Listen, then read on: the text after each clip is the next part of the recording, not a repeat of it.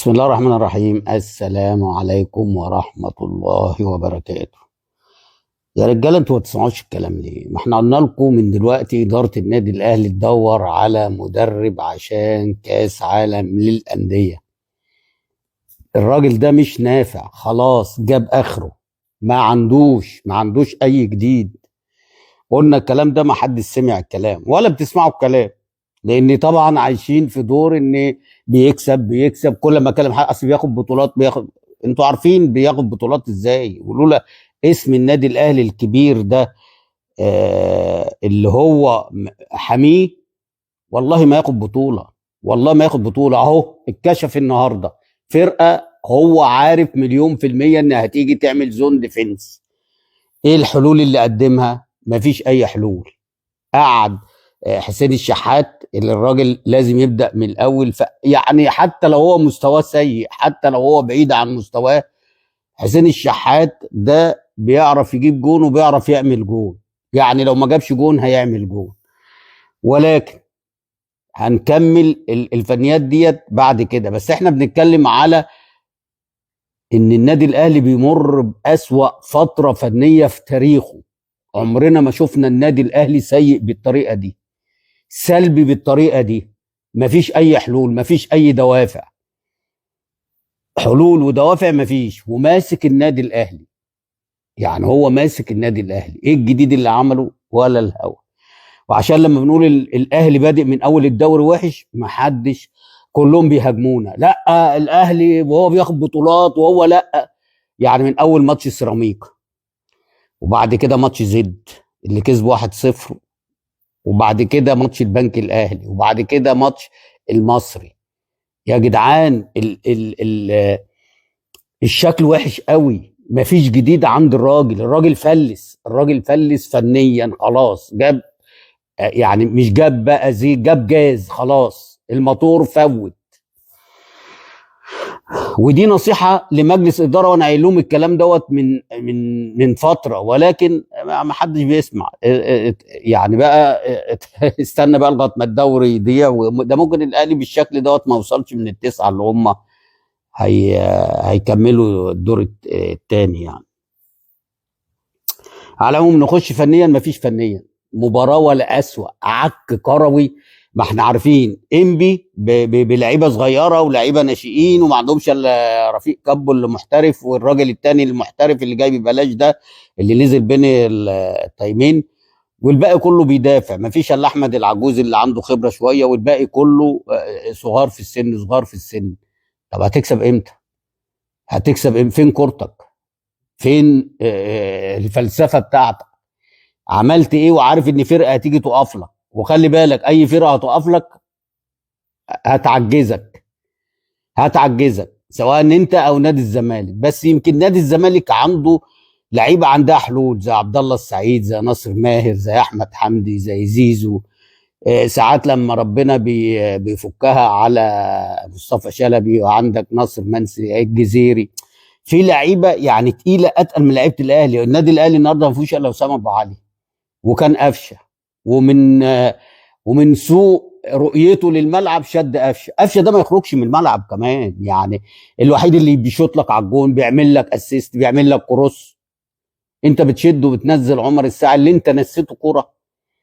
فشوط اولاني مش عايز اقول لك عقيم جدا، وعك في عك وحاجه. هو ده النادي الاهلي. وعشان كده خلي بالك الجمهور عنده حق، الجمهور حاسس بالكلام دوت. فعشان كده راحوا شويه قد كده اللي كانوا في المدرج بتاع نادي المقاولين النهارده، شويه قد كده. لان جمهور النادي الاهلي انا بقول لك مش راضي عن الاداء ولا النتائج الفتره الاخيره.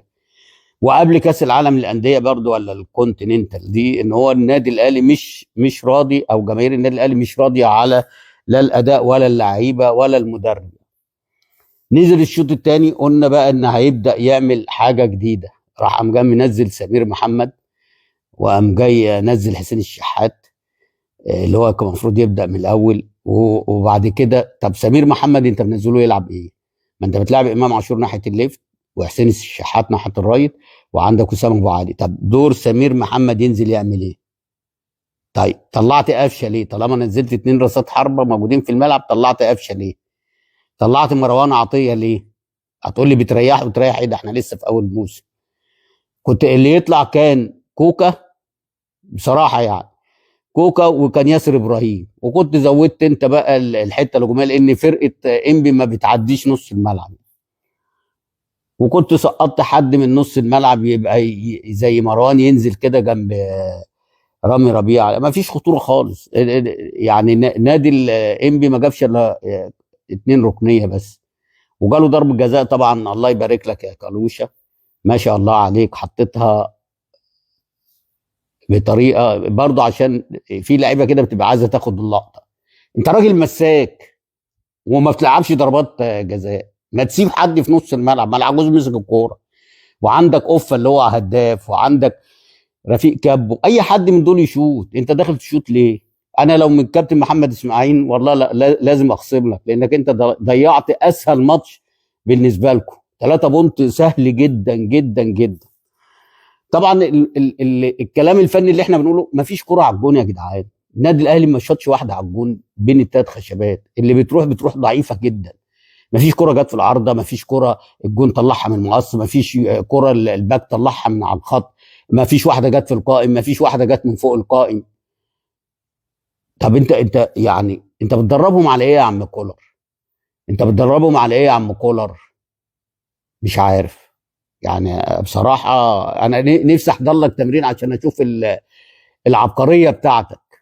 يعني العبقريه بتاعتك بيتمرنوا ازاي دول؟ ده مش عارفين يباصوا، في لعيبه في الملعب مش عارفه تباص. اكرم توفيق النهارده عمال يعك، يجيبها من اليمين على الشمال وتتقطع، ويقع والحكم يلحق يقع. بس على فكره النهارده الحكم هايل، واول مره يدونا باشره امل. ان احنا كنا من الماتش اللي فات بتاع المصري قلنا خلاص كده اللي يلعب النادي الاهلي يلعب وما يحطش في دماغه ضربات الجزاء خالص. لا النهارده محمود بسيوني بيرجع لنا لا ان في عداله، وفعلا الراجل في الدقيقه 87 بيحسب ضربه جزاء على النادي الاهلي. والله ما كنت مصدق، والله العظيم. طب اقول لك على حاجه، انا مش عشان الاهلي يخسر ولا بتاع، بس انا يعني آه، عايز اقول لك ان انا كنت في منتهى السعاده والفخر ان في حكم بيحسب على النادي الاهلي وهو متعادل ضربه جزاء في الدقيقه 87. انا مش مصدق، انا مش مصدق والله العظيم. شابوه يا كابتن محمود يا بسيوني، شابوه. النهارده عامل مباراه عالميه، وانك تحسب في الوقت ده ضربه جزاء على النادي الاهلي، لا بمنتهى الفخر. انت راجل محترم، حكم محترم، ومفروض ان انت الشاره الدوليه دي لازم، لانك انت لا بصيت لي على الفانيلا ولا اسم النادي ولا ان بينافس ولا ما بينافسش، مش زي ناس تانية. الله يبارك لك يا شيخ، والله الله يبارك لك. انت اديتنا امل تاني في التحكيم. تحكيمك النهارده ادانا امل تاني في ان التحكيم ان شاء الله بعد النهارده كل الحكام لو عملوا زيك كده والله العظيم التحكيم هيروح في حته تانية. بسم الله الرحمن الرحيم، الحمد لله والصلاة والسلام على رسول الله. السيدات والسادة من عشاق ومتابعي قناة جبهة الأهلاوية في كل مكان، أو الكرة مع حاتم تو في كل مكان من بقاع الأرض، أهلا وسهلا ومرحبا بكم. هو اتجنن فعلا ولا بينز جنان رضا عبد العال؟ رضا عبد العال، ولا أقول لك على حاجة أحسن من كل ده؟ خد الحكمة من أفواه المجانين. الكلمة دي اتقالت من العصور الأولى، اتقالت وبقت أسطورة حقيقية تنطبق دلوقتي على رضا عبد العال. هل فعليا رضا عبد العال وعلي الطلاق، علي الطلاق بالثلاثة، كم حلفة بالطلاق رضا عبد العال عقب كل مباراة يخسر فيها النادي الأهلي أو يتعادل فيها النادي الأهلي أو تحصل فيها مشكلة فنية، حتى لو فاز النادي الأهلي بلس 90 أو حصل إن النادي الأهلي تقاعس فنيا ثم انتصر أو استحوذ على المباراة الخصم ثم فاز النادي الأهلي في الدقائق الأخيرة، إن كولر ليس بالمدرب الذي يستحقه النادي الأهلي، أو أن كولر كان ثم بعد ذلك ما طرأ جديدا على كولر هو يعني الحجج الواهية جدا، وإنه فعليا النادي الأهلي بيتعاقد مع مدرب.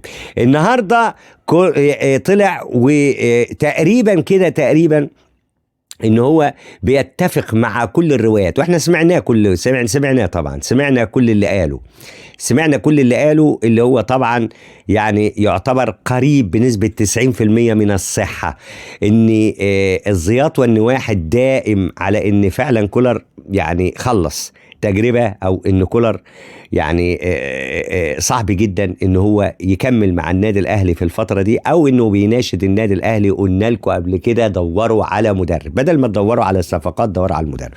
يا عمي انا معاك، هو انت ليس لك الحق في انك انت تتكلم على سواء كولر يعني مدرب كويس ولا مدرب وحش. انت الوحيد اللي فشلت في التدريب اصلا، فشلت في التدريب حتى مع طنطا رجعتها لورا، هم قالوا هيطلعوا بيك طلعتهم رجعتهم لورا طبعا. وحتى لما بتنزل في التدريبات او بتتعامل في كراجل مدرب بيتناولوك بالسخريه الكتيره جدا اللاعبين في الاصل.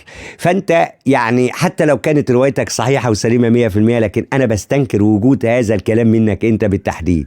خلي واحد عنده رؤية فنية إيجابية تتوافق مع الكلام الدائم، مش الكلام اللي بيحصل لما كولر بيبقى كويس جدا بتيجي تطلع تقول كولر لا الماكر، لا فعلها عملها كولر أبدع كولر وبعد كده تيجي مباراة تقول لا. احنا من الأول خالص واحنا بنقول الكلام اللي هو مفيد، الكلام اللي هو مفيد واللي انا بقوله مرة واثنين وثلاثة.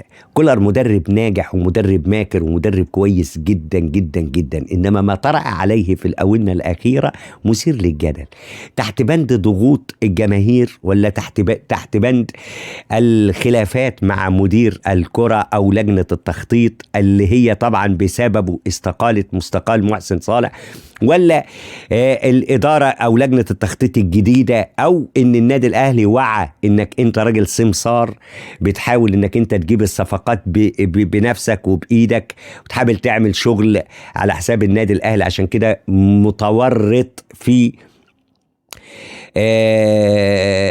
تراجع أداء لاعبين أو خروج لاعبين للإعارات، أو إن كمان بيع لاعبين محترمين جدا زي أحمد عبد القادر وغيره.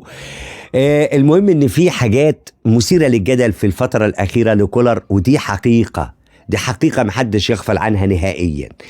حقيقي. طب يا عم كاس العالم جاي، انت محتاج سكواد ومحتاج في الميركاتو اللي جاي انك انت تخلص، وانت عايز صفقات كتيرة جدا، لكن انا بقول اني لا بد لك من صيحة او الرجوع الى عهدك السابق، وقت ما كنا بنشيد بادائك اللي بيغير اداء المباراة سواء كان في الشوط الاول او في الشوط الثاني، ولكن مش عايزين يلصق بيك فكرة ان التدوير بيجي عكسي، او ان التشكيلات او ان التغييرات بتيجي متأخرة وان هي بتتكلم فيها على انها مدرسة. المهم ان في النهاية خالص رضا عبد العال قال جزء كبير جدا من الحقيقة المرة.